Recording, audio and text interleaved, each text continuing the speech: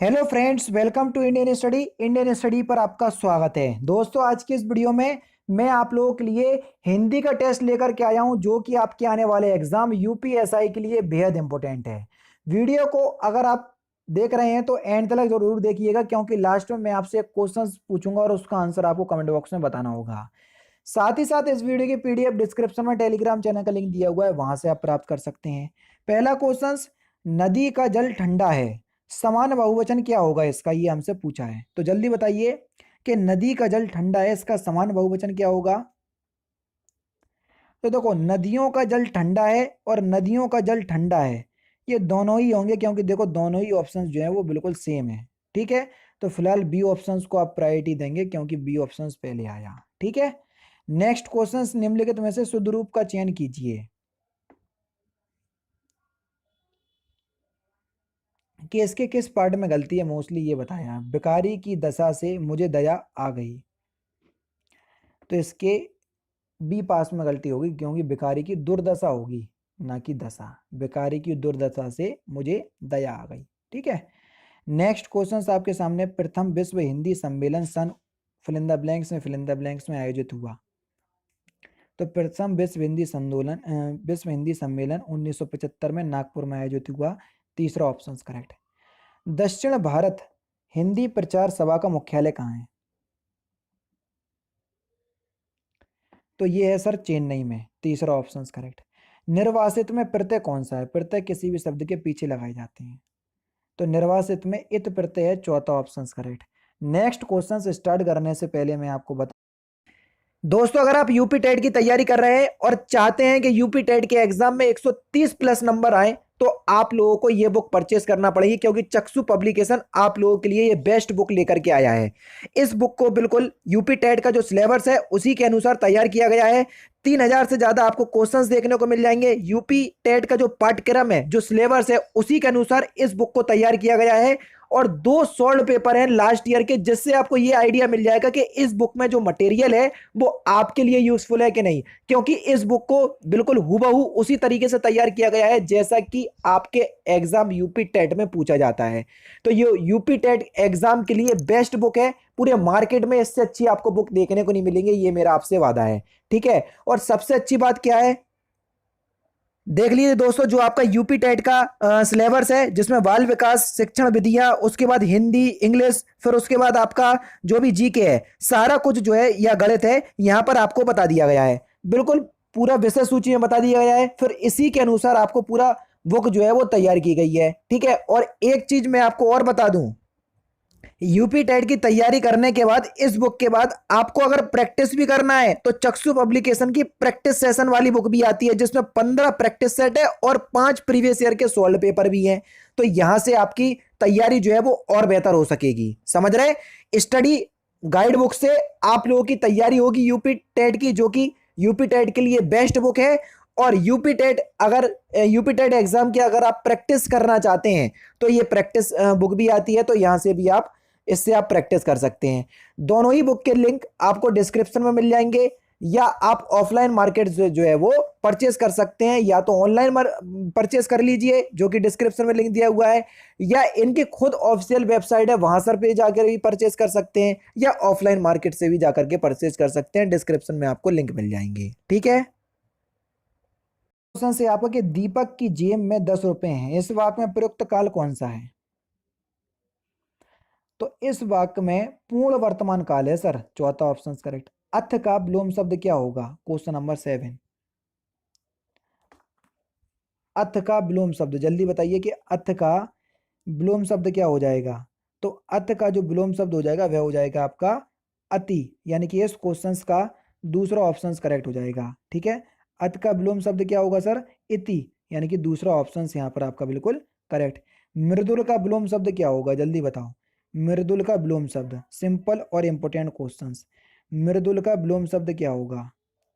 तो मृदुल का जो विलोम शब्द हो जाएगा वह हो जाएगा आपका कठोर, यानी कि पहला ही ऑप्शन करेक्ट। लक्ष्मण का पर्यायवाची शब्द चुनना है। लक्ष्मण का पर्यायवाची, सिंपल है। लक्ष्मण का पर्यायवाची शब्द क्या होगा, जल्दी बताइए। लक्ष्मण का पर्यायवाची, तो लक्ष्मण का पर्यायवाची शब्द क्या हो जाएगा। तो आपका सही आंसर हो जाएगा सुमित्रा पुत्र, यानी कि पहला ही ऑप्शन यहाँ पर आपका बिल्कुल करेक्ट। कहीं कहीं सौमित्र भी लिखा रहता है, ठीक है, तो सुमित्रा पुत्र आपका बिल्कुल सही आंसर हो जाएगा। शेर का पर्यायवाची शब्द आपको बताना है, कौन सा शेर का पर्यायवाची शब्द है, क्वेश्चन नंबर 10। शेर का पर्यायवाची जल्दी बताइए, सिंपल और इंपॉर्टेंट क्वेश्चंस। तो शेर का पर्यायवाची शब्द क्या हो जाएगा, जल्दी बताइए। तो आपका जो सही आंसर हो जाएगा वह हो जाएगा केसरी। केसरी जो है वो शेर का पर्यायवाची शब्द हो जाएगा।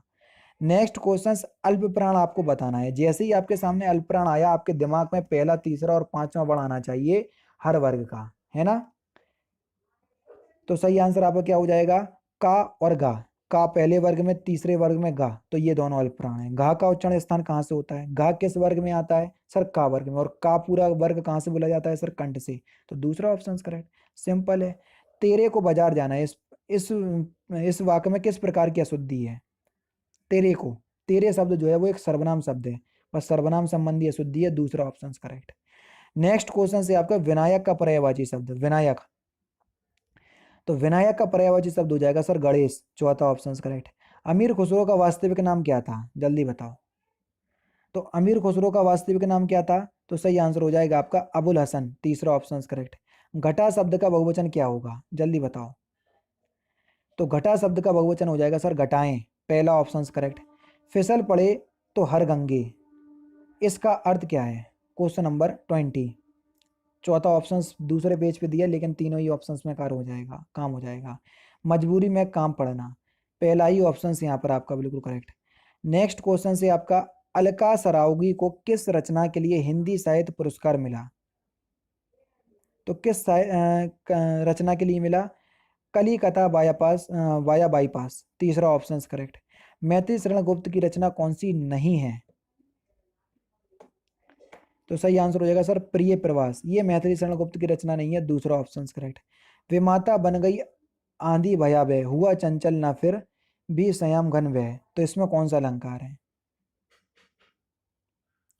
तो यहाँ पर सर श्रेष्ठ अलंकार है, पहला ही ऑप्शन करेक्ट। लकीर का फकीर होना, इस मुहावरे का सही अर्थ क्या है, सिंपल क्वेश्चन। तो सही आंसर होगा पुरानी परिपाटी पर चलने वाला, पहला ऑप्शन करेक्ट। शुद्ध वाक्य का चयन करना है, क्वेश्चन नंबर 25।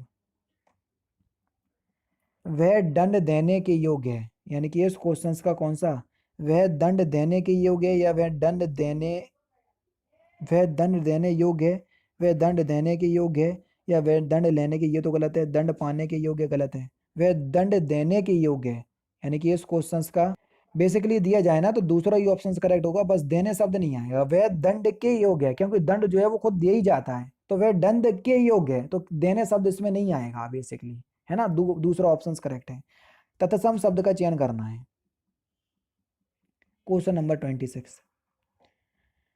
तो सही आंसर होगा चंद्रमा। चंद्रमा शब्द जो है वो तत्सम शब्द है, तत्सम शब्द का चयन इसमें करना है, क्वेश्चन नंबर 27 में। सर निर्मम एक तत्सम शब्द है, तत्सम शब्द का चयन 28 में ही करना है, सिंपल है, वो कैब वाला सेक्शन है। सुमन एक तत्सम शब्द है सर, ठीक है, पहला ऑप्शन करेक्ट। निम्नलिखित में से कौन सा वर्ड उच्चारण की दृष्टि से दंत नहीं है, यानी कि जो दांत से नहीं बोला जाता है, दंत से। देखो पूरा ता वर्ग आपका दंत से बोला जाता है, ता था दादा धना, टा टा वर्ग तो आपका मूर्धन्य से बोला जाता है, तो यही नहीं है। सूर्य के उदय होने वाला स्थान, वाक्यांशों के लिए एक शब्द क्या होगा, उसको क्या बोलेंगे, सूर्य के उदय वाले होने वाले स्थान को सर उसको हम उदयाचल बोलते हैं, क्या बोलते हैं, उदयाचल, पहला ऑप्शन करेक्ट। इत्यादि का संधि विकसित कीजिए, इत्यादि, इति प्लस आदि, पहले ही ऑप्शन करेक्ट। छोटी ई और बड़ा, छोटी ई या में परिवर्तित, यण संधि का नियम है, पहला ऑप्शन करेक्ट। जगदीश का संधि विकसित कीजिए, जगदीश। तो जगदीश का संधि विकसित क्या हो जाएगा सर, जगत प्लस ईश, है ना, पहला ऑप्शन करेक्ट हो जाएगा, ठीक है। ताबर व्यंजन संधि का उदाहरण है। प्रतिमान में कौन सा समास है, आगे आपको परा दिख जाए, प्रति दिख जाए, यथा दिख जाए, आवत दिख जाए, भर दिख जाए, आंख बंद करके अव्ययीभाव समास लगाना, तो दूसरा ही ऑप्शन करेक्ट होगा। भारत की प्रथम देश भाषा कौन सी है, तो सही आंसर आपका क्या हो जाएगा, भारत की प्रथम देश भाषा, तो सही आंसर हो जाएगा पाली, या भारत देश की प्रथम भाषा कौन सी है, पाली, पहला ऑप्शन यहाँ पर आपका बिल्कुल करेक्ट हो जाएगा, ये देश भाषा गलत है। नेक्स्ट क्वेश्चन, हिंदी का मानक रूप किस भाषा से विकसित हुआ, बता चुका हूं मैं, जल्दी बताओ। खड़ी बोली, तीसरा ऑप्शन करेक्ट। वही क्वेश्चन से, उत्तर प्रदेश में अनेक बोलियां बोली जाती हैं। वाक्य में बोलियां शब्द कैसा शब्द है? तो बोलियां शब्द जो है वो एक स्त्रीलिंग शब्द है, तीसरा ऑप्शन करेक्ट। मौसम आज कुछ सुहाना सा है, वाक्य में सुहाना शब्द किसका परिचायक है? सुहाना सा है, तो सुहाना शब्द जो है वो शब्द की दृष्टि से एक विशेषण है, दूसरा ऑप्शन करेक्ट। कवि शब्द का, कवि शब्द किस शब्द का एक वचन है? यानी कवि का बहुवचन क्या होगा? तो सही आंसर हो जाएगा सर कवि वृंद, पहला ऑप्शन करेक्ट। विप्र का समानार्थी शब्द क्या होगा? विप्र का समानार्थी शब्द, तो सही आंसर हो जाएगा सर ब्राह्मण। और लास्ट क्वेश्चन, व्यास सम्मान से सम्मानित उपन्यास ना भूतो ना भविष्यति किस लेखक की रचना है? तो इस क्वेश्चन का आंसर आप मुझे कमेंट बॉक्स में बताएंगे। तो दोस्तों ये थे आपके 40 हिंदी के इंपॉर्टेंट क्वेश्चंस जो कि मैंने आज की इस वीडियो में आपको कंप्लीट करवा दिए। वीडियो अगर आपको अच्छी लगी हो तो प्लीज़ दोस्तों वीडियो को लाइक और शेयर जरूर कर दीजिएगा। तो दोस्तों फिलहाल की वीडियो में तो सिर्फ इतना ही। अगर आपको वीडियो पसंद आए तो प्लीज़ दोस्तों वीडियो को लाइक कीजिए, शेयर कीजिए और साथ ही साथ हमारे चैनल को सब्सक्राइब करना ना भूलें, क्योंकि मैं रोजाना इसी तरह की वीडियोस आप लोगों के लिए लाता रहता हूँ। नमस्कार दोस्तों, जय हिंद, जय भारत।